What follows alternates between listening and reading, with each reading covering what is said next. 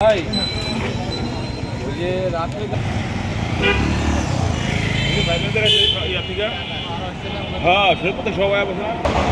পদ্মা নদীতে বালু উত্তোলনের টেন্ডারের নামে চলছে অবৈধভাবে নদী খনন। ঘটনাটি কেন্দ্র করে শরীয়তপুর নড়িয়ায় স্থানীয় বিএনপির দুপক্ষের পাল্টাপাল্টি বিক্ষোভ কর্মসূচির ঘোষণা আসে। প্রশাসনই বা চুপ কেন থাকবে? সকাল 10টায় আইন শৃঙ্খলা পরিস্থিতির অবনতি হওয়ার আশঙ্কায় 144 ধারা জারি করে নড়িয়া উপজেলা প্রশাসন। উপজেলা নির্বাহী অফিসার আমিনুল ইসলাম বুলবুল 144 ধারা জারি করেন। পরে উপজেলায় মাইকিং করে 144 ধারা জারির খবর জানানো হয়।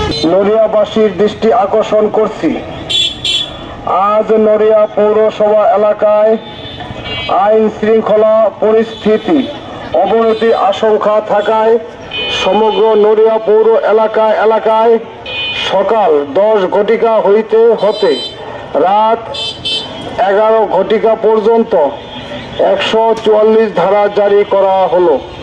আদেশ ক্রমে উপজেলা নির্বাহী অফিসার নড়িয়া শরীয়তপুর। এদিকে 144 ধারা জারির পর থেকেই মাঠে নেমেছে নড়িয়া থানা পুলিশ ও গ্রাম পুলিশের দল। তারা উপজেলার গুরুত্বপূর্ণ স্থানে দায়িত্ব পালন করছেন।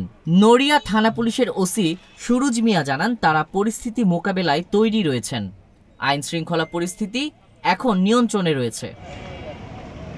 বালু উত্তোলন পক্ষের গ্রুপটিকে নেতৃত্ব দেন জেলা বিএনপির সভাপতি শফিকুর রহমান কিরণ, আর বালু উত্তোলন বন্ধের গ্রুপটিকে নেতৃত্ব দিচ্ছেন জাতীয়তাবাদী কৃষক দলের সহ সভাপতি কর্নেল ফয়সাল আহমেদ ও বিএনপির কেন্দ্রীয় কার্যনির্বাহী কমিটির সদস্য মহিউদ্দিন আহমেদ জিন্টু।